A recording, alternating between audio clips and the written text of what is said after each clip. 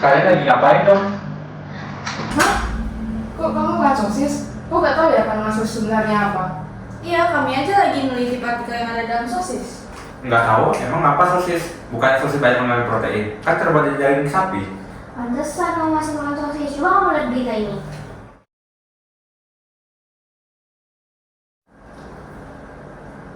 Hah? Mengapa sosis bukan daging?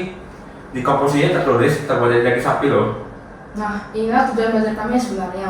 Kami telah mengobservasi melalui internet bahwa terdapat proses pengolahan sosis yang kita tidak ketahui. Salah satunya komposisi dari sosis tersebut. Emang ada video yang bisa menjelaskan kalau sosis bukan daging? Nih ada, kamu nonton aja. Aduh, capeknya habis sekolah nih. Kok kamu masih makan sosis sih, Pin? Emang kenapa? Kan sosis berbahaya buat tubuh. Kok bisa? Karena kandungan dari sosis ada yang gak bagus. Masa sih? Mau aku panggilin temen aku gak buat jelasin? Boleh. Ayo, ada bentar ya. Ya. Halo? Masuk. Halo. Hai. Halo. Ayo duduk.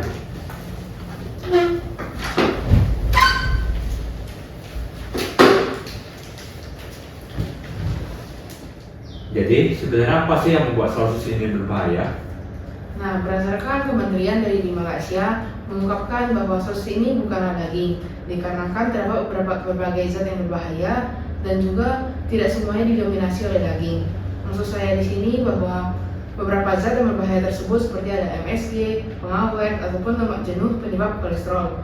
Dan juga seringkali produsen menggunakan bahan-bahan atau limbah yang tak bernutrisi seperti tulang ayam, ataupun bisa menggunakan usus sapi atau ayam, ataupun bahan lainnya yang tidak dikonsumsi oleh manusia sebenarnya dan dicampurkan ke dalam proses pembuatan sosis.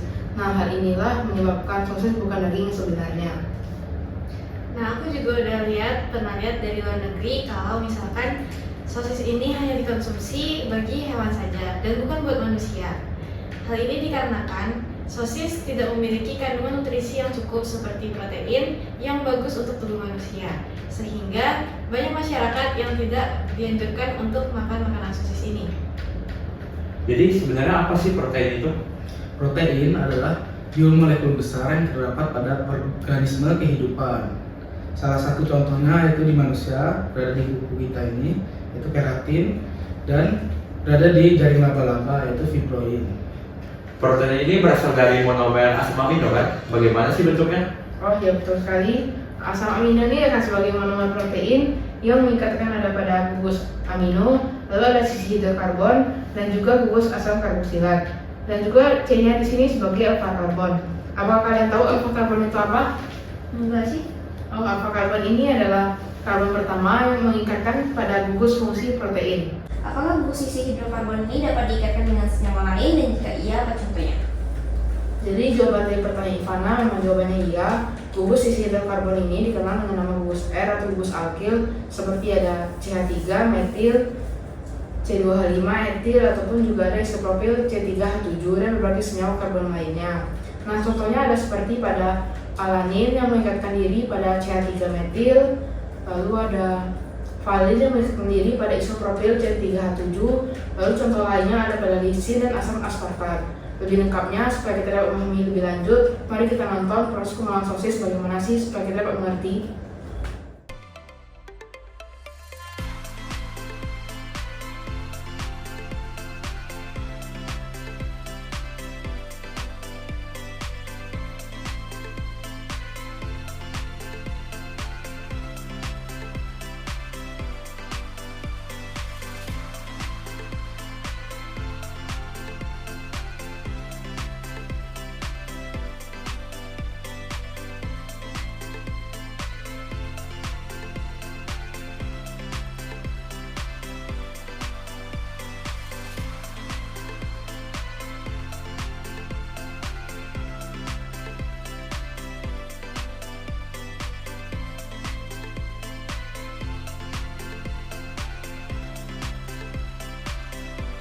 Video yang sudah ditampilkan tadi dapat disimpulkan bahwa terdapat beberapa proses dalam pemanjangan produk sosis. Salah satunya adalah proses pemanasan.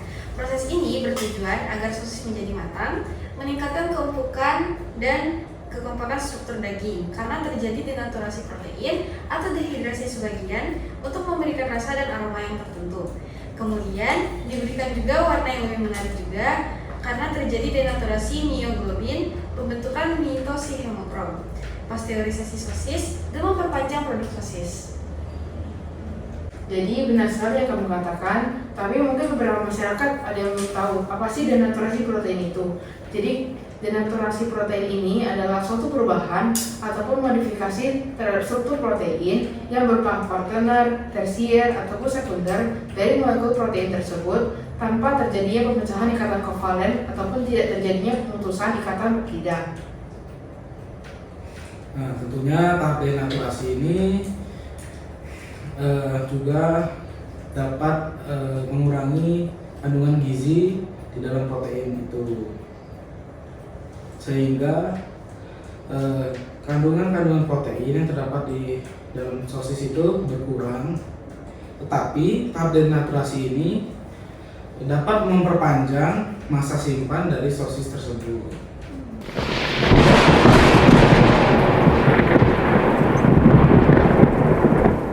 Jadi, apakah ada penelitian yang membuktikan tentang berapa persen kadar protein yang ada di produk sosis? Kami telah melakukan beberapa observasi terkait tentang hal ini. Berdasarkan data yang ada, sekitar 14% protein dari 100 gram daging ayam atau daging sapi. Sedangkan menurut SNI, terdapat 13% protein yang terdapat pada 100 gram daging ayam ataupun daging sapi. Nah, jadi dapat disimpulkan bahwa terjadinya denaturasi protein sehingga kurangnya gizi yang ada di dalam sosis. Jadi sebenarnya ada apa aja sih jenis-jenis struktur protein itu? Sebenarnya protein sendiri memiliki berbagai jenisnya, dan itu tergantung pada jenis daging yang akan digunakan. Seperti ada protein mioglobin, alfabumin, dan lain-lain. Protein-protein tersebut tergolong dalam berbagai struktur. Seperti salah satunya ada struktur primer, yakni struktur paling dasar pada protein di mana strukturnya terdiri atas asam amino yang saling berikatan membentuk rantai panjang polipeptida. Sebagai tambahan, ada juga struktur sekunder berkaitan bentuk dari suatu rantai polipeptida. Struktur sekunder terbentuk dari ikatan hidrogen yang terjadi antara gugus-gugus amina dengan atom hidrogen pada rantai samping asam amino, sehingga membentuk lipatan-lipatan, misalnya alpha helix. Lalu selanjutnya ada struktur tersier. Struktur tersier merupakan bentuk dari 3 dimensi dari suatu protein. Interaksi struktur primer yang satu dengan struktur sekunder yang lain melalui ikatan hidrogen, ikatan ion, ataupun ikatan disulfida.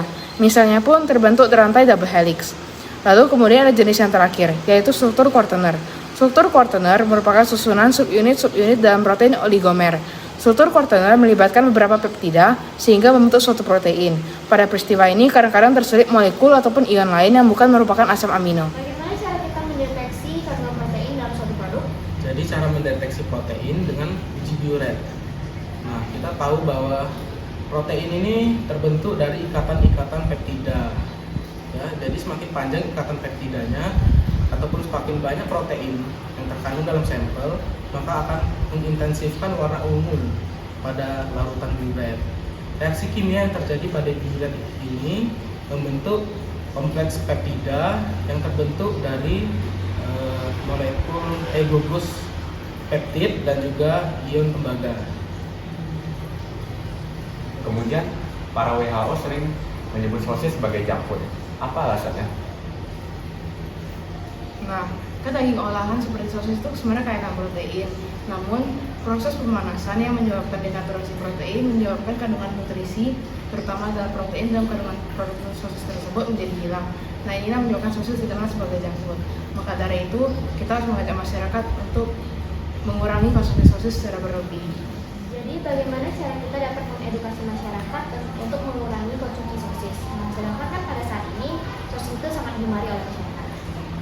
Nah, solusi untuk mengonsumsi sosis supaya tidak membahayakan kesehatan tubuh itu dapat dilakukan dengan membuat sosis olahan sendiri tanpa menggunakan bahan pengawet, dan juga kita dapat menggunakan bahan daging yang utuh yang asli tanpa menggunakan sisa limbah sehingga kebutuhan nutrisi atau proteinnya dapat terpenuhi.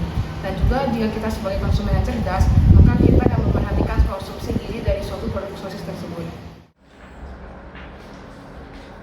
Jadi kamu sudah paham? Oh, jadi sebenarnya sosis itu berbahaya jika dikonsumsi berlebihan. Jadi lebih baik kita beralih ke makanan sehat supaya tubuh kita menjadi sehat juga ya. Ya benar, kita harus mengurangi pengonsumsian junk food seperti sosis.